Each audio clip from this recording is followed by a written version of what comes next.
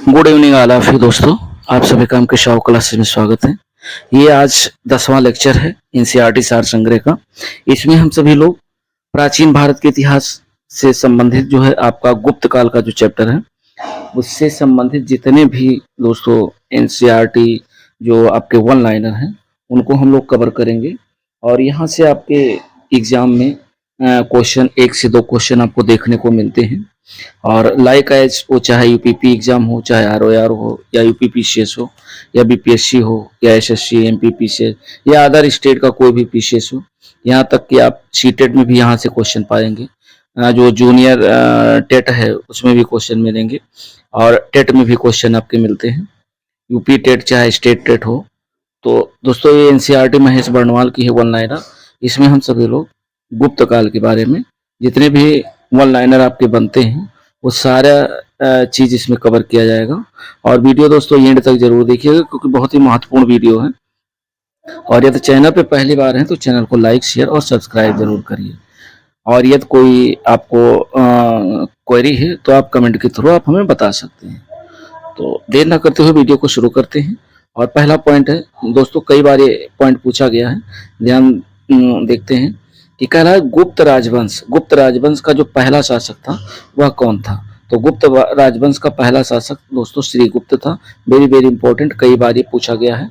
Next point कह रहा है कि नगरों का जो क्रमिक पत्तन है, नगरों का क्रमिक पत्तन किस एक काल की जो है महत्वपूर्ण विशेषता थी?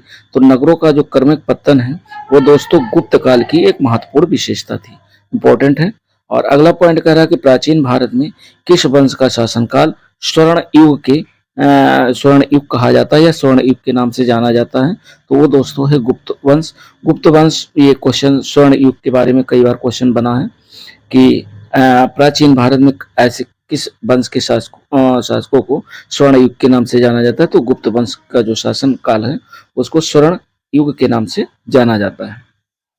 नेक्स्ट पॉइंट कह रहा है कि गुप्त वंश ने किस अवधि तक शासन किया? तो ये दोस्तों 275 से 550 ईस्वी तक जो है गुप्त वंशों ने शासन किया भारत पे।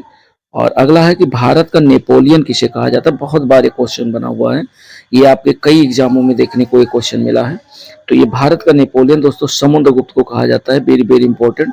और दोस्तों ये चूंकि एनसीईआरटी वन लाइनर है और ये फास्ट रिवीजन के साथ हम लोग देख रहे हैं। और इससे पहले हमारा जो है आपका Indian polity NCERT one liner complete हो गया, प्लेलिस्ट बनी हुई है। एनसीईआरटी के जो है इंडियन पॉलिटी के साथ साथ इंडियन ज्योग्राफी कंप्लीट हो गया है। और इंडियन ज्योग्राफी पर्यावरण पारिस्थितिकी, साइंस में आपका देखें तो फिजिक्स केमिस्ट्री बायो कंप्लीट हो गया है। सबकी अलग अलग प्लेलिस्ट बनी हुई है और चैप्टर वाइज चैप्टर और लेक्चर वाइज लेक्चर सब अलग अलग दिया हुआ है। तो अगर आप चाहें तो प्लेलिस्ट पे जा करके वीडियो को वॉच कर सकते हैं। और ये आपका जो है हिस्ट्री जल्दी ही कंप्लीट हो जाएगा। उसके बाद हम लोग जो है शुरू करेंगे मिडवल, और मिडवल के बाद में मॉडर्न। तो अगला पॉइंट है दोस्तों, ये क्वेश्चन ध्यान रखिएगा कि समुद्रगुप्त जो प्रथम है उसे समुद्रगुप्त प्रथम ये गुप्त शासक था जिसने परम भागवत की उपाधि धारण की। कई बार क्वेश्चन बना है कि परम भागवत की उपाधि धारण करने वाला जो गुप्त वंश का सम्राट कौन था? तो ये था समुद्रगुप्त प्रथम। आगे इसके बाद गुप्त शासक में चंद्रगुप्त द्वितीय की अगर बात करें सॉरी, चंद्रगुप्त द्वितीय ने भी परम भागवत की उपाधि धारण की। तो ध्यान रखिएगा यदि ऑप्शन में चंद्रगुप्त द्वितीय है तो आप इस पे टिक कर सकते हैं, अन्यथा समुद्रगुप्त प्रथम। सबसे पहले समुद्रगुप्त प्रथम को परम भागवत की उपाधि धारण की, उसके बाद जो है गुप्त शासन में जो चंद्रगुप्त द्वितीय हुए इन्होंने भी परम भागवत की उपाधि धारण की। नेक्स्ट पॉइंट हम लोग देखते हैं कि गुप्त जो संवत है, गुप्त संवत की स्थापना किस शासक ने की थी? तो गुप्त संवत की जो स्थापना है वह चंद्रगुप्त प्रथम ने की थी। यानी गुप्त संवत की स्थापना किसने की? चंद्रगुप्त प्रथम ने। चंद्रगुप्त प्रथम ने गुप्त संवत की स्थापना की। नेक्स्ट पॉइंट हम लोग देखते हैं अगला पॉइंट कह रहा है कि किस गुप्त राजा का एक अन्य नाम देवगुप्त के नाम से भी जाना जाता है? तो चंद्रगुप्त द्वितीय को दोस्तों देवगुप्त के नाम से भी जाना जाता है, क्वेश्चन बना है। और कह रहा है कि किस गुप्त राजा का एक अन्य नाम देवगुप्त भी था? नहीं तो चंद्रगुप्त द्वितीय का दूसरा नाम देवगुप्त भी था। नेक्स्ट पॉइंट हम लोग देखते हैं, अगला पॉइंट कह रहा है कि गुप्त काल में जो उत्तर भारत भारतीय व्यापार था, यानी गुप्त काल में जो उत्तर भारत का जो व्यापार था वो किस पत्तन से संचालित होता था? तो ये संचालित होता था दोस्तों ताम्रलिप्त पत्तन से। ताम्रलिप्त पत्तन से उत्तर भारतीय जो है व्यापार संचालित होता था, किसके शासनकाल में? गुप्त काल। नेक्स्ट पॉइंट हम लोग देखते हैं, और अगला पॉइंट कह रहा है कि इलाहाबाद स्तंभ अभिलेख। दोस्तों बहुत इंपॉर्टेंट है इलाहाबाद स्तंभ अभिलेख। ये जो कि प्रयाग प्रशस्ति से समुद्रगुप्त के शासनकाल तथा सैन्य अभियान के विषय में जानकारी मिलती है। तो समुद्रगुप्त के शासनकाल और सैन्य अभियान के विषय में जानकारी कहाँ से मिलती है? इलाहाबाद स्तंभ अभिलेख से, जो कि प्रयाग प्रशस्ति अभिलेख से प्रसिद्ध है। अगला पॉइंट है कि किस गुप्त शासक ने सर्वप्रथम सिक्के जारी किए, यानी ऐसा कौन सा गुप्त शासक है जिसने जो है सबसे पहले सिक्के जारी किए? तो ये है चंद्रगुप्त प्रथम। चंद्रगुप्त प्रथम ऐसा शासक है जिसके शासनकाल में सबसे पहले सिक्के जारी किए गए। नेक्स्ट पॉइंट है कि गुप्तकालीन जो स्वर्ण मुद्राएं हैं, गुप्त काल के समय में जो सोने की मुद्राओं को क्या कहा जाता था? तो गुप्त काल में जो सोने की मुद्राएं चलन में थी उसे दीनार के नाम से जाना जाता है। दोस्तों कई बार ये क्वेश्चन पूछा गया है दीनार। नेक्स्ट पॉइंट कह रहा है कि दिल्ली की जो कुब्बत उल इस्लाम मस्जिद है, कुब्बत उल इस्लाम मस्जिद ऐसे पूछ सकता है ऑनलाइन में कि कहाँ स्थित है? तो ये दिल्ली में है, और इसके प्रांगण में स्थित है प्रसिद्ध लौह स्तंभ। लौह स्तंभ प्रसिद्ध इसी के प्रांगण में है, कुब्बत उल इस्लाम मस्जिद के प्रांगण में स्थित है लौह स्तंभ। और ये किसकी स्मृति में बनवाया गया था ये पूछ रहा है। तो जो लौह स्तंभ है वो चंद्रगुप्त विक्रमादित्य, जिसे चंद्रगुप्त द्वितीय के नाम से जाना जाता है, तो इसी के शासनकाल में जो है इसी की स्मृति में लौह स्तंभ का निर्माण किया गया था। कहाँ? दिल्ली में। और दिल्ली में जो कुब्बतुल इस्लाम मस्जिद है इसी के प्रांगण में। तो दोस्तों पूछ सकता है यहाँ से 2-3 क्वेश्चन बन सकते हैं कि कुब्बतुल इस्लाम मस्जिद कहाँ है? दिल्ली में है। और कुब्बतुल इस्लाम मस्जिद के जो है प्रांगण में प्रसिद्ध लौह स्तंभ का स्थापना की गई। तो इस लौह स्तंभ की स्थापना जो है किसकी स्मृति में की गई? तो ये की गई चंद्रगुप्त विक्रमादित्य या चंद्रगुप्त द्वितीय की स्मृति में। नेक्स्ट पॉइंट कह रहा है कि किस शासक को शक विजेता कहा जाता है? वेरी वेरी इंपॉर्टेंट, कई बार ये क्वेश्चन पूछा गया है। तो शक विजेता कहा जाता है चंद्रगुप्त द्वितीय को। चंद्रगुप्त द्वितीय जो है शक विजेता की उपाधि धारण की थी, इसलिए इसे शक विजेता कहा जाता है। शकों पर इसने विजय प्राप्त किया था। अगला पॉइंट हम लोग देखते हैं कि गुप्त शासकों की जो प्रमुख उपाधियां उन्हें देख लेते हैं। शासक और उपाधियां, देखो श्रीगुप्त को जो उपाधि मिली है वो आदराज की उपाधि मिली है, महाराज की उपाधि मिली है। तो आदराज और महाराज की उपाधि किसको मिली है? श्रीगुप्त शासक को। और विक्रमादित्य और विक्रमादित्य और विक्रमांक की उपाधि जो है चंद्रगुप्त द्वितीय को मिली है। और शक्रादित्य और शक्रोपम की उपाधि मिली है स्कंदगुप्त को। वहीं देखते हैं प्राक्रमांक की जो उपाधि मिली है वो समुद्रगुप्त को मिली हुई है। और महेंद्रादित्य की उपाधि ये कुमारगुप्त को मिली है। और महाराजा धीराज की जो उपाधि दी गई है वो चंद्रगुप्त प्रथम को दी गई है। यहाँ से दोस्तों कोट वाले क्वेश्चन बन सकते हैं और वन लाइनर भी बन सकते हैं। आगे हम लोग देखते हैं कि गुप्तकालीन जो अधिकारी थे, गुप्त काल के समय में जो अधिकारी थे उनको देख लेते हैं। अधिकारी और विभाग, जो महासेनापति अधिकारी हुआ करता था गुप्त काल में, उसे सेना का सर्वोच्च अधिकारी जो है सेना का सर्वोच्च अधिकारी माना जाता था। और ये सेनाओं का सर्वोच्च विभाग महासेनापति के हाथ में होता था। अगला जो अधिकारी है वो है रण भांडागारिक। रण भांडागारिक जो है ये सेना की आवश्यकताओं की पूर्ति करने वाला जो है प्रधान अधिकारी हुआ करता था। और अगला है महासिंध विग्राहक। महासिंध विग्राहक जो अधिकारी होता था वो युद्ध व शांति का प्रधान विभाग इसके हाथ में होता था, महासिंध विग्राहक। अगला है महाभंडागाराधिकृत। गाराधिकृत जो अधिकारी होता था इसे राजकीय कोष का प्रधान जो है विभाग इसको सौंपा जाता था। और नेक्स्ट पॉइंट हम लोग देखते हैं कि महाअच्छपटलिक जो अधिकारी होता था इसे जो है अभिलेख विभाग का प्रधान बनाया गया था।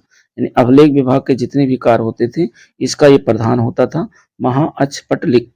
और जो सर्वाध्यक्ष जो होता था वह केंद्रीय सचिवालय का प्रधान हुआ करता था। महाप्रतिहार जो अधिकारी होता था वो राज्य प्रसाद का मुख्य सुरक्षा अधिकारी होता था। और जो ध्रुवाधिकरण अधिकारी होता था ये भूमि कर वसूलने वाले विभाग का प्रधान होता था। यानी जो भूमि कर वसूली की जाती थी उसका जो हेड होता था, प्रधान होता था, वो ध्रुवाधिकरण अधिकारी होता था। और अग्रहारिक जो अधिकारी है ये दोस्तों दान विभाग का प्रधान अधिकारी हुआ करता था। और महाबलाधिकृत जो अधिकारी है, ये सेना का सेनापति हुआ करता था, अर्थात सर्वोच्च अधिकारी होता था सेनाओं का। और महादंड नायक जो होता था, ये दोस्तों न्यायाधीश के नाम से जो है अधिकारी प्रसिद्ध था। और नेक्स्ट है, इसको न्यायाधीश का जो है विभाग मिलता था। और जो दंड पाशिक होता था, ये पुलिस विभाग का सर्वोच्च अधिकारी होता था। दंड पाशिक। और विनय स्थिर जो स्थापक होता था, वो शिक्षा अधिकारी होता था। तो ये दोस्तों जो है जो गुप्तकालीन जो अधिकारी थे और उनको कौन कौन सा विभाग दिया गया था, ये हम लोगों ने देखा।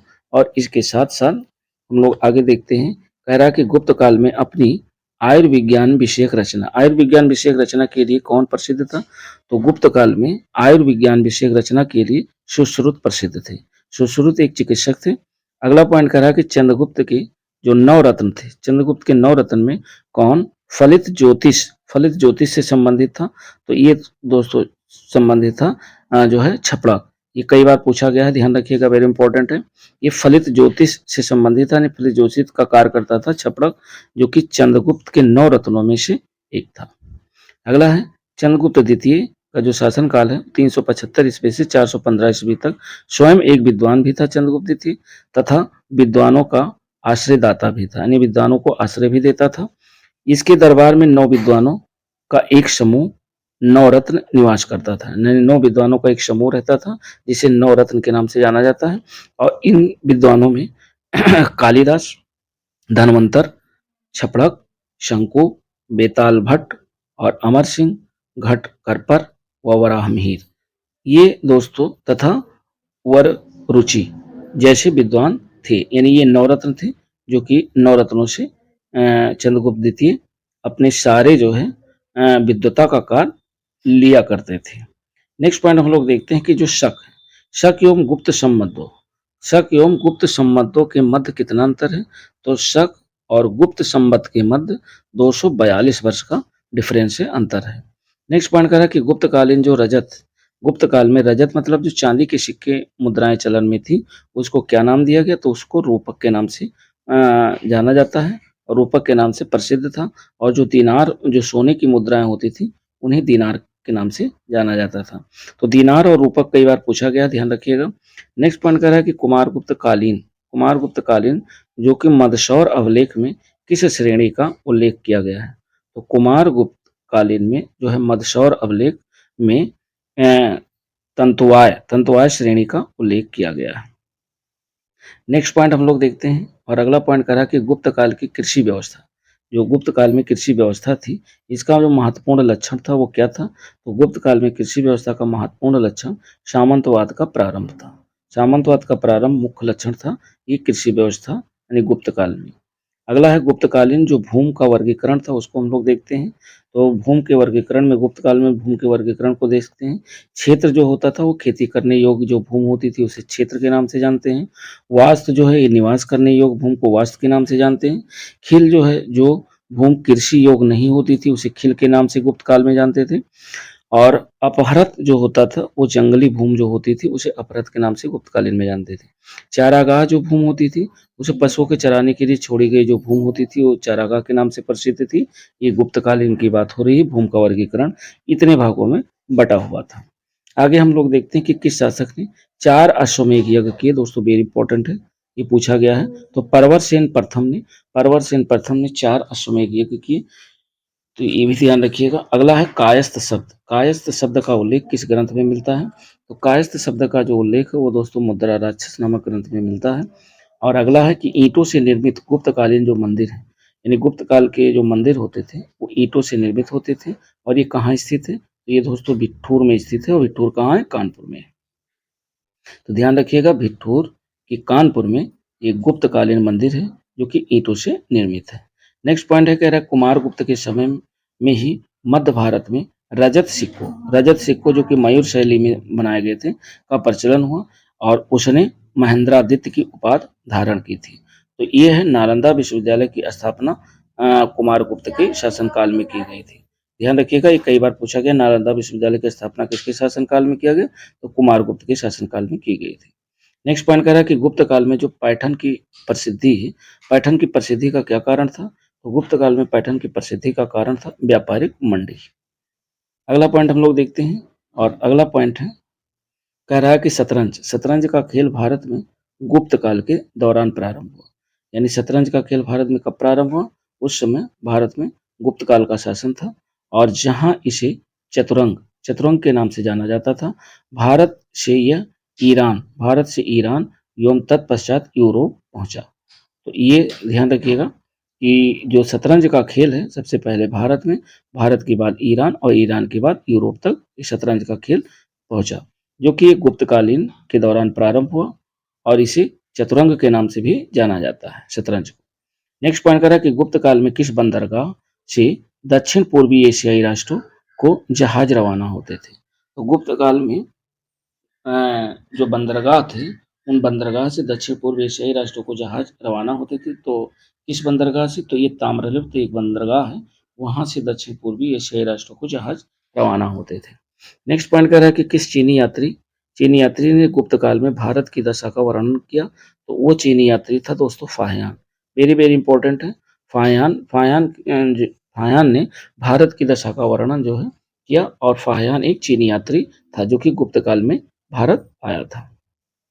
नेक्स्ट पॉइंट कह रहा है कि भारत जो है हिंदू देवी देवताओं को समर्पित सबसे प्राचीन जो मंदिर है वो किसके काल का है? तो भारत में हिंदू देवी देवताओं को जो समर्पित सबसे प्राचीन मंदिर है वह दोस्तों गुप्त काल से संबंधित है, जो कि गुप्त काल में इसका निर्माण किया गया।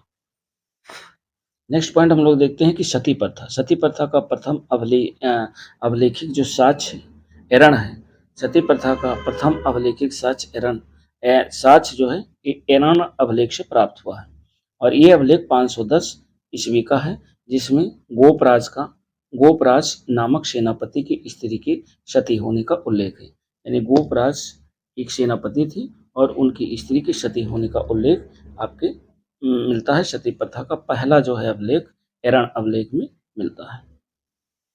अगला पॉइंट हम लोग देखते हैं, कह रहा है कि गुप्त काल में जो चीन से भारत में किस वस्तु का आयात किया जाता था?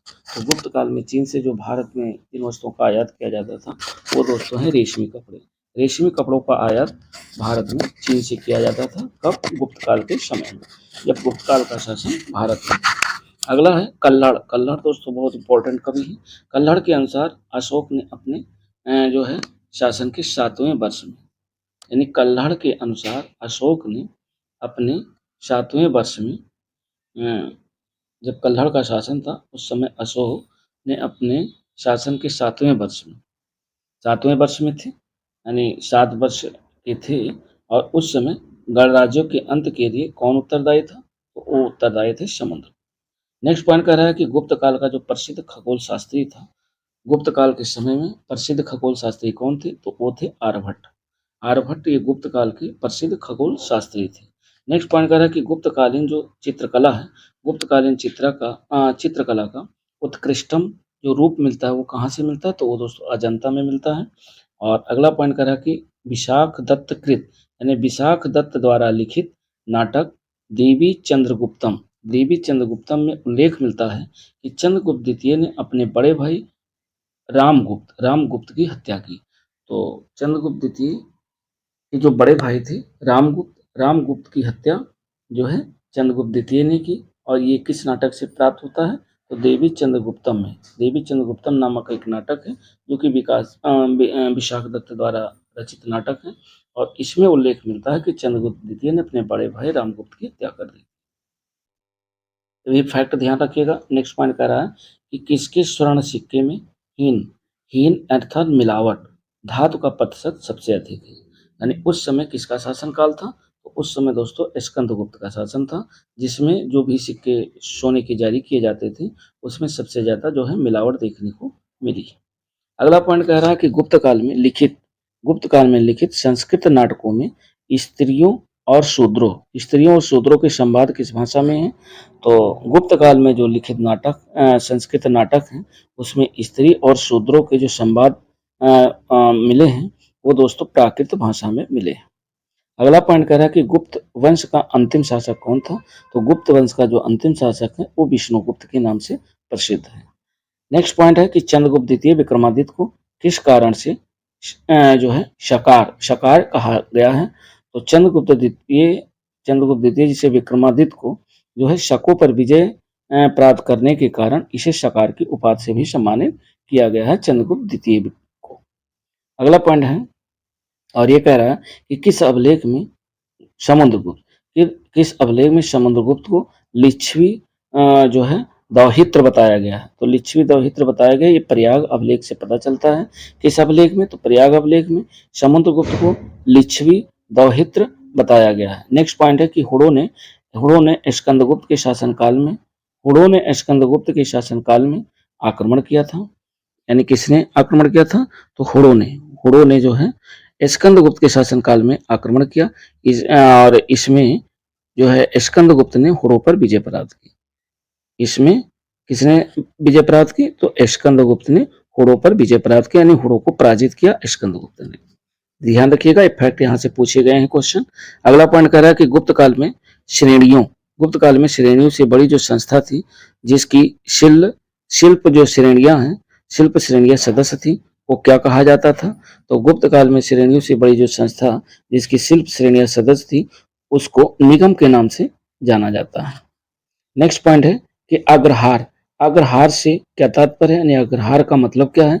तो ब्राह्मणों को दिया जाने वाला जो भूदान है उसे अग्रहार के नाम से जाना जाता है। नेक्स्ट पॉइंट है कि विदिशा के पास उदयगिरी जो कि बुद्ध गुफाओं का निर्माण किस काल में हुआ? तो विदिशा के पास उदयगिरी बुद्ध गुफाओं का जो निर्माण है वो दोस्तों गुप्त काल में प्रारंभ हुआ, यानी गुप्त काल में किया गया। तो बुद्ध गुफाओं का निर्माण ये किया गया था गुप्त काल में। अगला है कि वराह गुहा का निर्माण किस देवता के सम्मान में करवाया गया था? तो वराह गुहा का निर्माण ये भगवान विष्णु देवता के सम्मान में करवाया गया था। वराह गुहा, ध्यान रखिएगा, क्वेश्चन ये पूछा गया है, इसलिए इस पे विशेष ध्यान रखिएगा कि वराह गुहा का निर्माण ये एक देवता है और उन देवता का नाम है भगवान विष्णु के सम्मान में वराह गुहा का निर्माण कराया गया था।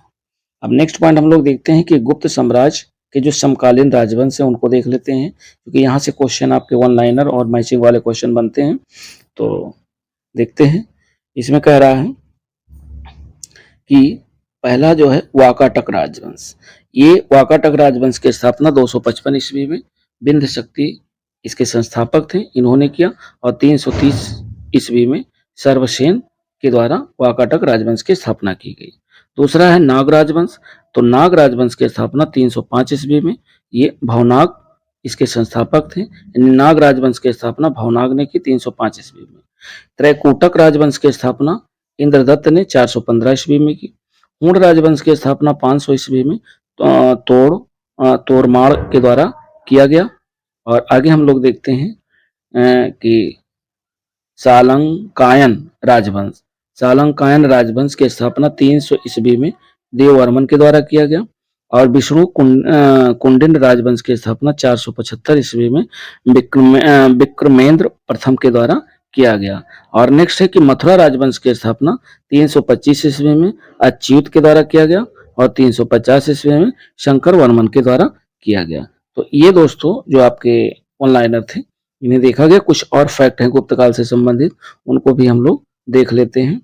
और अगला में ये जो पॉइंट है, कह रहा कि समुद्रगुप्त की जो सैनिक उपलब्धियों का वर्णन है वह वर्णन उसके किस अभिलेख में उपलब्ध है? तो ये दोस्तों प्रयाग अभिलेख में समुद्रगुप्त की जो सैन्य उपलब्धियां हैं उसका वर्णन प्रयाग अभिलेख में जो है उपलब्ध है। नेक्स्ट पॉइंट कह रहा है कि गुप्त सम्राट जिसने हुड़ों को पराजित किया था वो थे स्कंदगुप्त एक गुप्त सम्राट था जिसने हुड़ों को पराजित किया। अगला पॉइंट है कि गुप्त काल में उत्तर भारतीय व्यापार किस पत्तन से संचालित होता था? तो ये संचालित होता था ताम्रलिप्त पत्तन से। सॉरी। आगे हम लोग देखते हैं कि गुप्त शासकों द्वारा जारी किए गए जो चांदी के सिक्के थे वो कहलाते थे, तो चांदी के सिक्के रूपक के नाम से कहलाए जाते थे। और कौन गुप्त काल में अपने आयुर्विज्ञान विषयक रचना के लिए जाना जाता है? तो ये दोस्तों सुश्रुत एक जो चिकित्सक है, इन्हें आयुर्विज्ञान विषयक रचना के लिए जाना जाता है। नेक्स्ट पॉइंट है कि मीमांसा दर्शन के अनुसार मुक्ति जो संभव है ये दोस्तों कर्म से संभव है। अगला पॉइंट हम लोग देखते हैं और ये कह रहा है कि गुप्त काल में संस्कृत नाटकों में स्त्री और शूद्र बोलते थे। क्या बोलते थे? प्राकृत भाषा बोलते थे। और प्रथम गुप्त शासक जिसने परम भागवत की उपाधि धारण की, वो कौन थे? तो वो थे चंद्रगुप्त द्वितीय। चंद्रगुप्त द्वितीय को प्रथम भागवत की उपाधि से जो है सम्मानित किया गया, और ये प्रथम गुप्त शासक थे, ये भी ध्यान रखिएगा। अगला पॉइंट हम लोग देखते हैं, और अगला पॉइंट कह रहा है कि प्राचीन भारत में किस वंश का शासनकाल स्वर्ण युग के नाम से जाना जाता है? तो दोस्तों है गुप्त वंश को स्वर्ण युग के नाम से जाना जाता है। कालिदास द्वारा जो रचित है माल मिकाग्र मित्रम, तो माल विकाग्र मित्रम जो है ये एक नाटक है, और इसके जो नायक है वो अग्निमित्र है। ये कई बार पूछा गया है, ध्यान रखिएगा कि इसकी माल विकाग्र मित्रम की रचना किसने की? ये कालिदास की रचना है, बहुत प्रसिद्ध रचना है, और ये कई बार एग्जाम में पूछी गई है। अगला अगला जो पॉइंट कर रहा है कि कौन सा राजवंश होड़ों के आक्रमण से अत्यंत विचलित हुआ? तो वो दोस्तों गुप्त राजवंश। नेक्स्ट पॉइंट कर रहा है कि भारतीय दर्शन की जो प्रारंभिक शाखा है वो कौन सी है? तो भारतीय दर्शन की प्रारंभिक शाखा सांख्य दर्शन पर आधारित है, और इसके जो संस्थापक थे वो कपिल मुनि थे। न्याय दर्शन के जो प्रवर्तक थे ये गौतम थे, और सांख्य दर्शन के जो प्रतिपादक थे वो कपिल मुनि थे। अगला पॉइंट हम लोग देखते हैं, और अगला पॉइंट कह रहा है कि हुणों ने भारत पर आक्रमण किया। तो स्कंदगुप्त के शासनकाल में हुणों ने भारत पर आक्रमण किया। नेक्स्ट पॉइंट है कि गुप्त काल में किसने आयुर्विज्ञान विषयक रचना की? तो ये सुश्रुत ने की। और विक्रम एवं शक संवतों में कितने वर्ष का अंतर है? तो 135 वर्ष का अंतर है। नेक्स्ट पॉइंट है कि गुप्त वंश ने किस अवधि में शासन किया? तो गुप्त वंश ने 319 से 550 ईस्वी तक शासन किया। अगला पॉइंट है कि किसके शासनकाल में हुणों ने भारत पर हमला किया? तो स्कंदगुप्त के शासनकाल में हुणों ने भारत पर आक्रमण किया। नेक्स्ट पॉइंट है कि गुप्त काल का कौन सा शासक नेपोलियन के नाम से प्रसिद्ध है? तो ये है समुद्रगुप्त, वेरी वेरी इंपॉर्टेंट है। अगला है पॉइंट है कि गुप्त संवत की स्थापना किसने की? तो गुप्त संवत की स्थापना चंद्रगुप्त प्रथम ने की। नेक्स्ट पॉइंट है कि किस शासक वंश ने मंदिरों एवं ब्राह्मणों को सबसे अधिक गांव जो है अनुदान में दिए? तो ये है गुप्त राजवंशों ने मंदिर और ब्राह्मणों को सबसे अधिक गांव जो है अनुदान में दिए। अगला पॉइंट कर रहा है कि गुप्त युग में भूमि राजस्व की जो दर थी वो क्या थी? तो ये थी उपज का छठा भाग, यानी 1/6 जो है जितनी उपज होती थी उसका 1/6 हिस्सा जो है भूमि जो होती थी वो राजस्व के रूप में दी जाती थी। नालंदा विश्वविद्यालय की स्थापना का जो युग है ये गुप्त काल के समय में नालंदा विश्वविद्यालय की स्थापना की गई। और गुप्तोत्तर युग में प्रमुख जो व्यापारिक केंद्र था वो कौन सा था? तो वो दोस्तों उज्जैन था। गुप्तोत्तर युग में प्रमुख जो व्यापारिक केंद्र था उज्जैन था। और बाल विवाह की प्रथा प्रारंभ हुई, तो ये दोस्तों गुप्त काल में ही प्रारंभ हुई। बाल विवाह दोस्तों कई बार पूछा गया है, ध्यान रखिएगा। तो ये दोस्तों हमारे थे कुछ इंपॉर्टेंट फैक्ट जो कि गुप्त काल से संबंधित थे, और इसको हम लोगों ने देखा। और इसी के साथ साथ ये हमारा जो है वीडियो कंप्लीट होता है। लेक्चर हमारा जो है ये 10 जो गुप्त काल से संबंधित था, मेन फैक्ट हम लोगों ने देखा। और इससे पहले जो एनसीईआरटी वन लाइनर हमारा जो टॉपिक कंप्लीट हो गया है वो आपका जैसे इंडियन पॉलिटी कंप्लीट हो गया है, इंडियन ज्योग्राफी कंप्लीट हो गया, वर्ल्ड ज्योग्राफी कंप्लीट हो गया है, साइंस में आपका फिजिक्स केमिस्ट्री बायो कंप्लीट हो गया है, पर्यावरण पारिस्थितिकी कंप्लीट हो गया है। यानी एनसीईआरटी वन लाइनर हमने लगभग में इतनी चीज़ों को कवर करके एक प्लेलिस्ट सबकी अलग अलग बनी हुई है, chapter by chapter, lecture by lecture. आप यदि चाहें तो प्लेलिस्ट में जाकर के वीडियो देख सकते हैं। और मिलते हैं दोस्तों नेक्स्ट वीडियो के साथ, तब तक के लिए जय हिंद, नमस्कार।